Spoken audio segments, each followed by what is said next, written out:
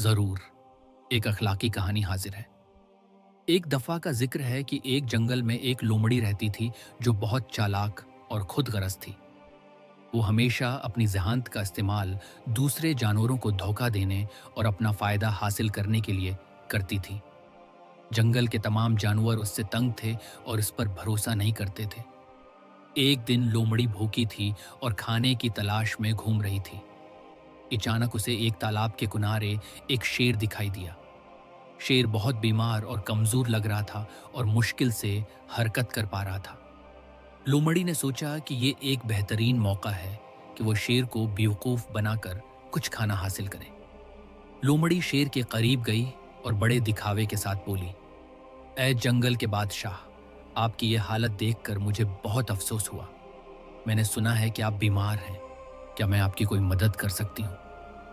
शेर ने लोमड़ी की तरफ देखा और आहिस्ता से कहा, मेरी सेहत बहुत खराब है। अगर तुम मुझे थोड़ा सा पानी पिला दो तो शायद मुझे कुछ राहत मिल जाए। लोमड़ी ने दिल में सोचा कि शेर तो बहुत कमजोर है, वो उसका फायदा उठा सकती है। उसने शेर को पानी देने का बहाना किया और उसकी पूंछ पर जोर से लात मारी और हंसते हुए भागने लगी। लेकिन शेर उसके वार के लिए तैयार था और जैसे ही लोमड़ी ने लात मारी, शेर ने फौरन उसे अपने पंजे में पकड़ लिया। लोमड़ी बहुत खौफजदा हो गई और कांपने लगी।